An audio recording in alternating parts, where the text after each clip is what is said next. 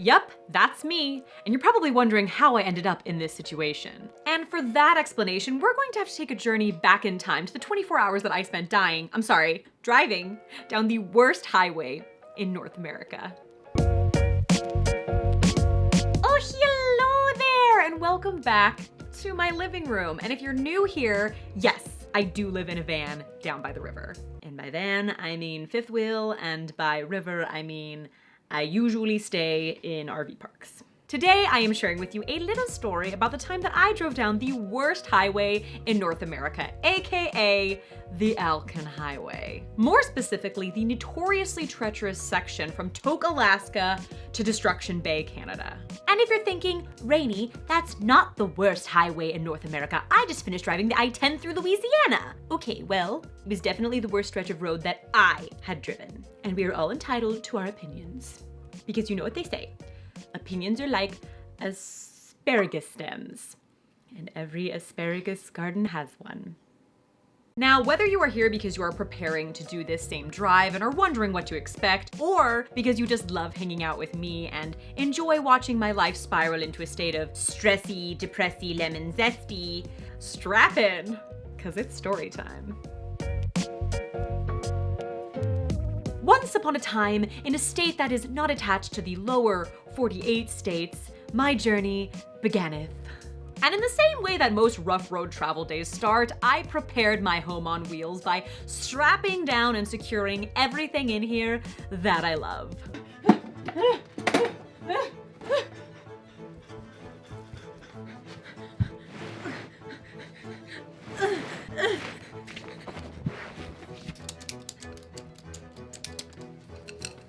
You're not gonna go breaking on me like the other side did. Dramatic? Who? Me? While I may not usually go that crazy with my travel day prepping, we did have some casualties on this same road on our way into Alaska. And I was not going to have a repeat of the broken slide trim. So, I will not apologize for being overly prepared. Back to the story. Are you ready? I mean, as ready as I'll ever be. We've already done this once. We're ready, okay? We've got this. Let's do that secret handshake we worked on. I didn't work on that. Put your seatbelt on. Mommy's driving. Gosh. You know what? We're gonna go 5 miles an hour. I don't need a seatbelt. Away! Ooh, look at that hot, nasty speed. Now, the first leg of our journey was later in the day, and that was on purpose.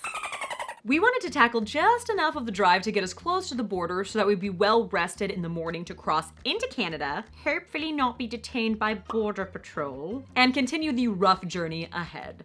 But first, a Keith pep talk. I will tell you, it starts out a little easy. Okay. And then the closer we get to the border, the less anybody wants to pay for roads. So, okay. Before we get to the border and after we're into Canada, it's going to be rough. So be prepared. Okay. Okay. Keep an eye out for what? What are we looking for on this road? Baby bears.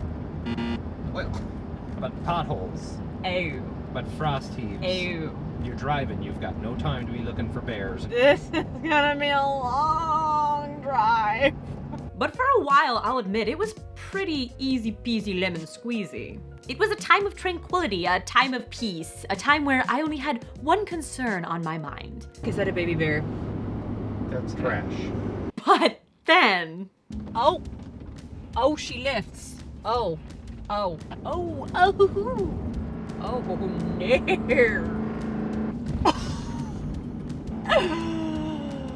You're right, so the road was just gone there.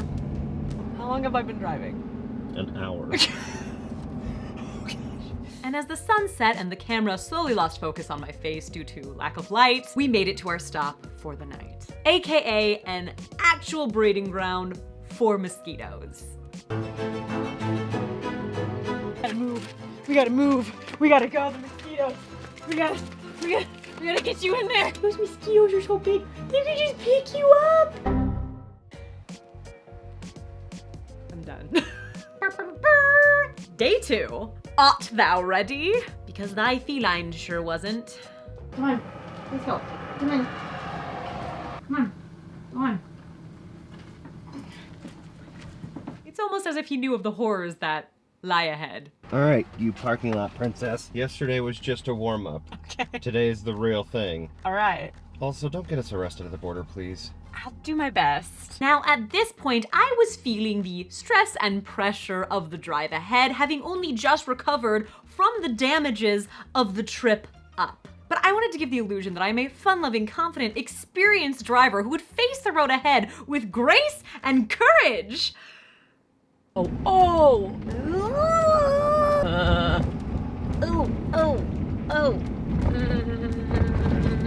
Oh, this looks very sketchy. Oh my gosh. It didn't last long. So you should expect a few things if you're planning your own drive down the Alcan. First, there are going to be other drivers on the road, and that may come as a surprise to you. I know it did for me. It feels very pressury when someone comes up behind me or I look in the rear view and there's 3 cars and I'm trying not to sing my house over every friggin' bump. Oh my gosh, we got incoming traffic and I'm in the middle of the road.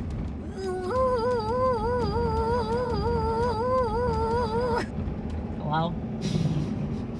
Second, there may be a lot of construction and you might find yourself sitting in traffic for a very long time and or playing bumper cars with the traffic cones. Why am I always driving through the construction? I like this speed. Are they installing a roundabout here? And thirdly, don't be surprised if your body takes on an unnatural pose while driving. Take, for example, myself, who tends to drive in a very Mother Goose kind of pose, which Keith loves to point out. What are you looking for when you're looking like a grandma? Just like the road, you know? I have more of a full body control of the wheel in case something runs out. Finally, the time came to once again face the Border Patrol. Which, if you haven't already, you can watch my recent border crossing video to see how that all went for me the first time.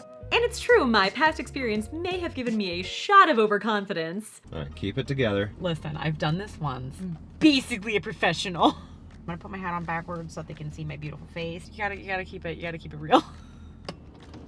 Hello. Hi. Any weapons or firearms like pepper spray, tasers? Just bear spray. Yes, okay. All right, you get to go. Have a safe trip. Thank you. I find it very interesting, I will say, that when they ask about weapons and they're like, do you have pepper spray? I'm like, no, but I have bear spray. And they're like, that's chill. Isn't bear spray like hecka worse than pepper spray? Hey Siri. Is bear spray worse than pepper spray? Bear spray is stronger than pepper spray and should only be used against charging bears. Bear spray is typically stronger and more potent than pepper spray. Sir, you cannot bring a steak knife into the zoo. Oh, no, it's not a steak knife. It's a machete. Oh, why didn't you say so? Get in here. Okay, sorry. You're here for the drive. Wondering how I was faring at this point?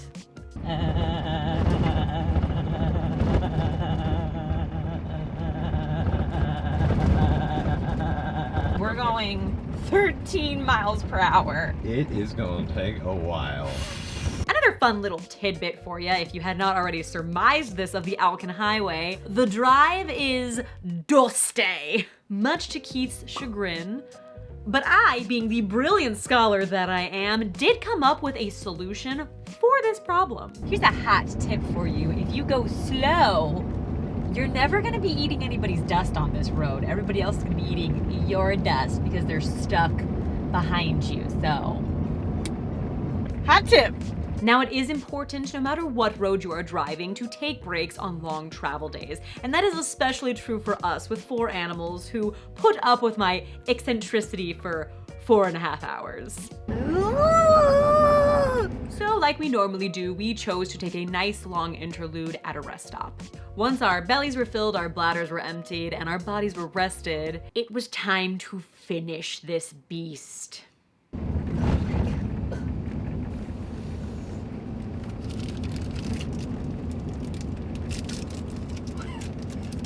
stress eating, sunshine? Yeah.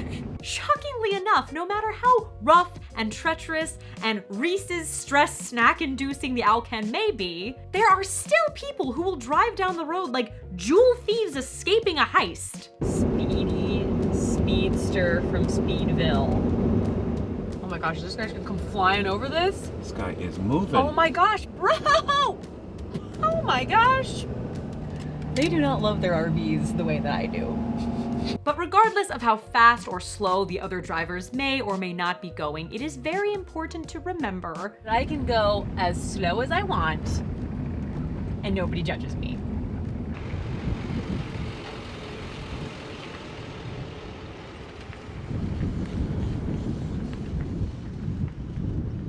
Did I actually drive that slow on certain sections of the road? You're darn tootin' I did. But believe it or not, driving at a snail's pace was not the most extreme length that I went to in an effort to protect my RV. Oh my gosh. Oh my gosh. That's it. That's it. That's it. What are you doing? What are you doing?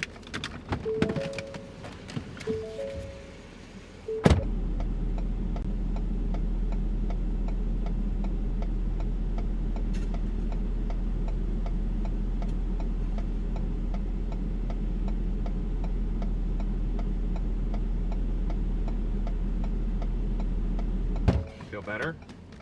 You know, if everybody just took time to fill in one pothole each time they went down the Alcan, we would be in a better position. That's all I'm saying. That's all I'm saying. All I have to say is if anybody shoveled like you just shoveled, ain't nothing getting filled in. Look, could my shoveling technique use some work? Yes, but let's not get distracted from the point here. The point is, with a little bit of elbow grease and vigor, we can all collectively make the Alcan as smooth as a baby's bottom. And I stand by that. Let's see how close I was to finishing this drive. You're almost done. You're so close. And good. You did it. I'm so proud of you. You did the whole section, and that section is awful. It was like 6 hours of torture. Yeah, even a princess can do it. Speaking of which, I need princess time. Okay, well, whatever that means, I will take over driving for now, and you can work on that. Okay. Yee! Brainy, you look absolutely absurd. It's princess time. Okay, wait, no. And that's it! After 24 straight hours of driving, sleeping, eating, stressing, and a little bit of cursing, I survived the worst highway in North America. And you're welcome for documenting all of the emotions that I was feeling. I know you enjoyed that. A few final wrap-up thoughts and some good advice for the Alcan. It is best practice to not let your fuel tank get too far below halfway. And there are a plethora of places to refill on the Alcan, but you don't want to get yourself into a pickle by pushing your limits in search for the best deal. Next, if you need internet, do not rely on your cell phone for most of the drive. Starlink, however, did come in clutch in most areas, but you must be willing to fight your way through mosquitoes to get it up. I gotta be the one risking my life amongst all these mosquitoes for some Netflix and chill. Okay, it's all done, sweetheart. And remember, slow and steady wins the race. Don't be in a hurry, take your time, and watch out for frost heaves, potholes, and animals. We did see a couple of moose roadkill along the Alcan, and I can imagine that no matter how beefed up or pimped your ride is, hitting a moose would make you really stressy, depressy, lemon zesty. And most importantly, enjoy the drive. Take in every moment of the wild, gorgeous, untouched scenery. She's a beaut, Clark. I hope you learned something valuable from my experience, and if nothing else, find comfort in the fact that you will never act as melodramatic as I on a drive day. As always, I put out new videos on Fridays, and I will see you on the next one. I just spit on everything. Acting!